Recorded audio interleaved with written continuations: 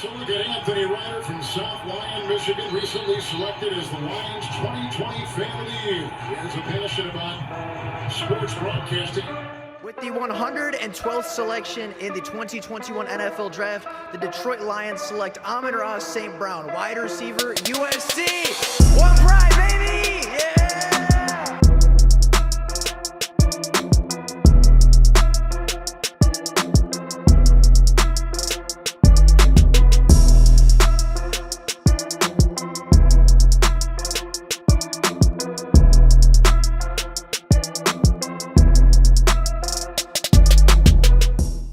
As the Detroit Lions prepare for free agency, there's a lot of different positions that people like to focus on. A lot of people think the secondary needs some help. There's a lot of people that believe the interior of the defensive line needs help, or potentially reinforcing the offensive line or the wide receiving core.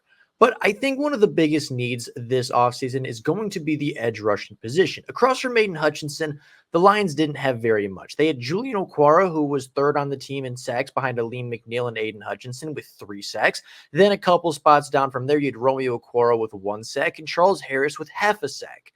On the year, that trio combined for 4.5 sacks, and they were not very effective. Charles Harris and Julian Okwara were healthy scratches for a majority of the year, while Julian Okwara ended the season on the practice squad, being demoted throughout the playoffs. Now, obviously, Aiden Hutchinson is returning to the Detroit Lions, and James Houston is very likely to make a return next year, which should add a little bit of pass rush help for the Detroit Lions. But with them losing multiple pass rushing free agents, including Julian Okwara, Romeo Okwara, and Charles Harris, most of their edge rushing room is going to be different next year. And I think they're going to have to address it in both the draft as well as free agency. So today, we're going to take a look at the top free agency targets for the Detroit Lions at the edge rushing position, going from kind of the lower end of that spectrum to the upper end of that spectrum, talking about realistic candidates the Detroit Lions could go after and guys that could end up replacing that trio to be a little bit more effective. Now, with that being said, let's start off with the first prospect, that being Chaisson, the former first-round pick by the Jacksonville Jaguars from LSU. Now, Chaisson has not quite lived up to that first-round hype. He was definitely a project coming out of college, kind of an undersized defensive end, an undersized edge rusher, somebody with a lot of speed, somebody with a little bit of bend, somebody with a lot of athleticism and great leadership qualities, but a guy that just never really figured out how to put all the tools together. Throughout his 4 years in Jacksonville, Chaisson has totaled 73 tackles, 5 sacks, 11 tackles for loss, and 23 quarterback hits, but he has been outshined in Jacksonville by guys like Josh Allen and Trayvon Walker, which led to him in 2022 playing just 18% of snaps, and in 2023 playing just 25% of snaps. Now, I think Chaisson would be relatively cheap. I think you could bring him in for $1 to $2 million contract for a year or two. I don't think he's going to come in and be a game wrecker. I don't think he's going to come in and necessarily be an elite playmaker for the Lions, but he is more productive than a guy like Charles Harris has been over the last couple of years. And I think he could potentially be a really cheap option to add, 2 or 3 sacks a season, maybe be a rotational speed rusher guy, be a guy that you can rotate around, potentially play at linebacker with that athleticism. And I don't think he'll be very expensive, but I think the potential upside is maybe a 4 to 5 sack season, which if you can get that out of Chaisson, that is a pretty good turnaround for his career, and I think you could potentially get that out of him, but this is definitely on the lower end of the options. This is going to be on the cheaper end of that scale, but you're also not going to get very much in return. Going up a little bit in stature, I have the Detroit Lions' second target being Yetur Gross-Matos, the 5th-year player from Penn State. Now, Yetur Gross-Matos, I thought, was a really good prospect coming out of Penn State a couple of years ago. He's not had a bad career with Carolina, but I wouldn't say he's had an elite career with Carolina. 142 total tackles, 13 sacks, 19 tackles for loss, 30 quarterback hits, 2 forced fumbles, and 4 fumble recoveries. Yetur Gross-Matos has been a decent rotational piece on the Panthers' edge rushing room.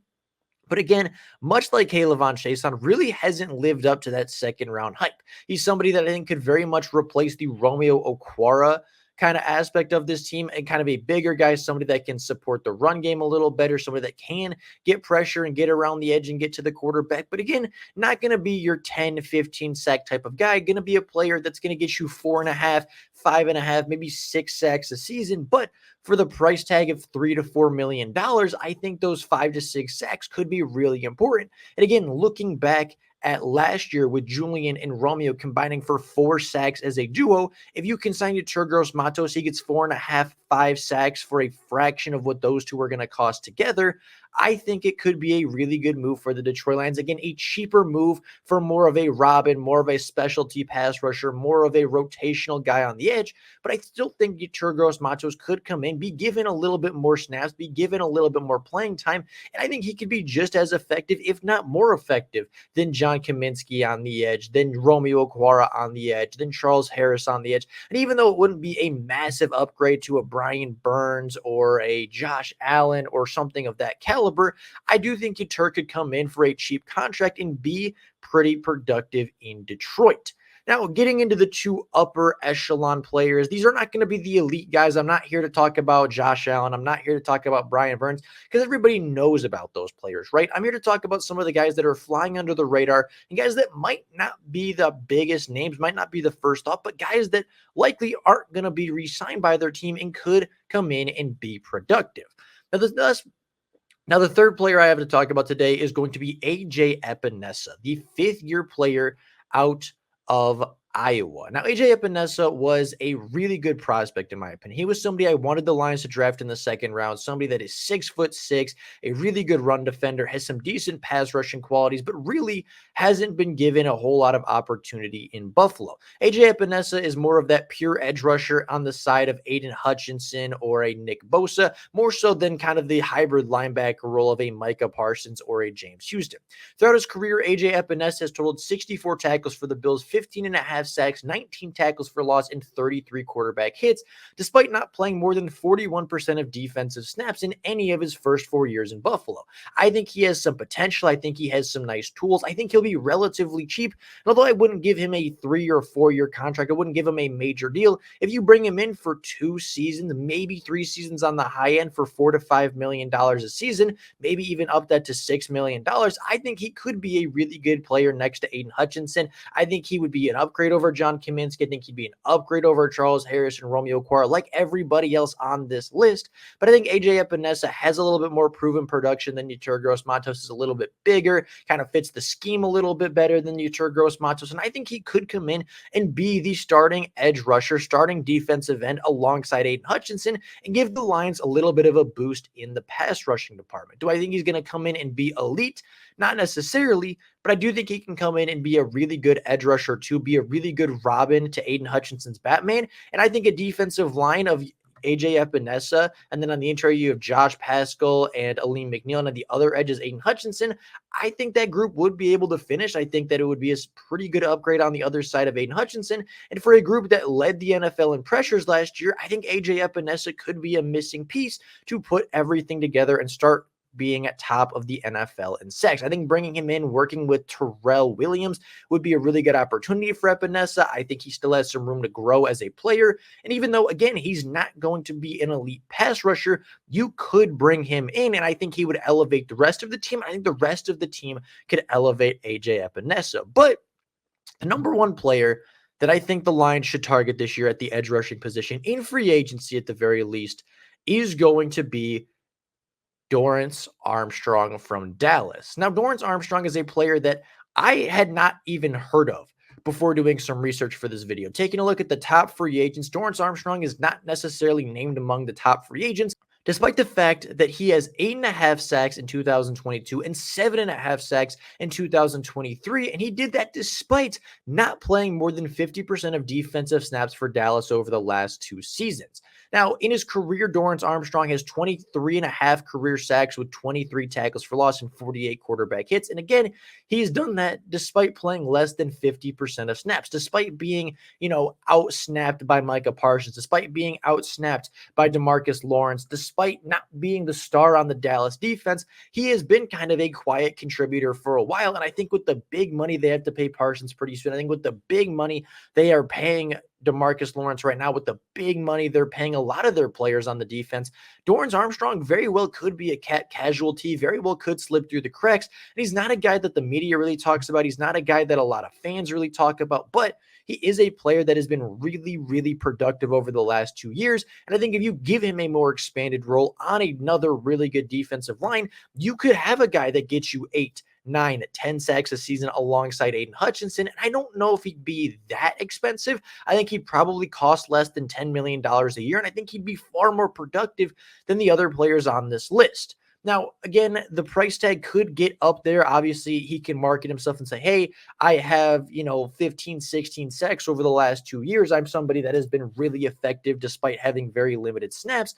And I think he could ask for somewhere in that range of 10, 11, maybe even $12 million for the product that he has, which could get a little bit to that upper range of where we might want to go to a cheaper option like AJ Epinesa or like Yetur Gross-Matos. But I think for the right price, anything within that $8 to $9 million range, you could bring in Dorance Armstrong, and he's probably going to get you 6, 7, 8 sacks in the season, which again might not sound phenomenal, but that would put him on second on the team this year. And I think he would take a little pressure off Aiden Hutchinson, take a little pressure off of Aleem McNeil. And I think he could be a really good addition to the Detroit Lions pass rush as well as the defensive line. So with all that being said, that is all I have for you guys today. Those are my 4 top defensive end prospects for the Detroit Lions. A couple of cheaper guys, a couple pricier guys, a couple less effective guys with some upside, a couple more proven guys that aren't going to have the highest ceilings, but definitely have the floors to start on the Detroit Lions defensive line.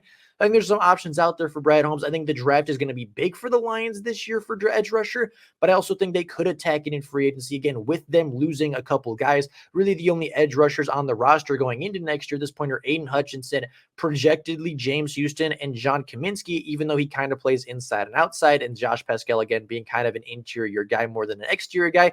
So Aiden Hutchinson is really the only pure edge rusher the Lions have going into next year. So I wouldn't be surprised if they bring back James Houston to make it 2, if they sign a free agent or even 2 free agents to make it 3 or 4, and then draft a guy to make it 5 edge rushers back at the position.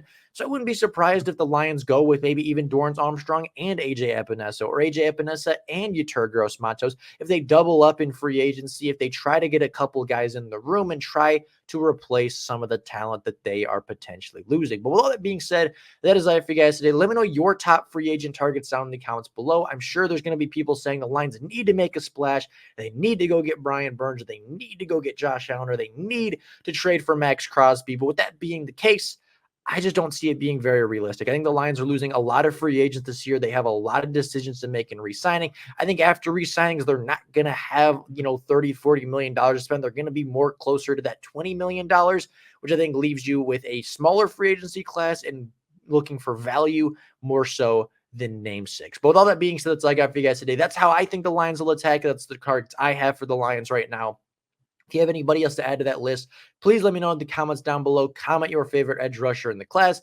With all that being said, that's all I got for you guys right now. Thank you all so very much for watching. If you have not done so yet and you're still in the video, consider subscribing and joining the channel for daily Detroit Lions content. But with all that being said, thank you all so much for watching. And until next time, and as always, go Lions.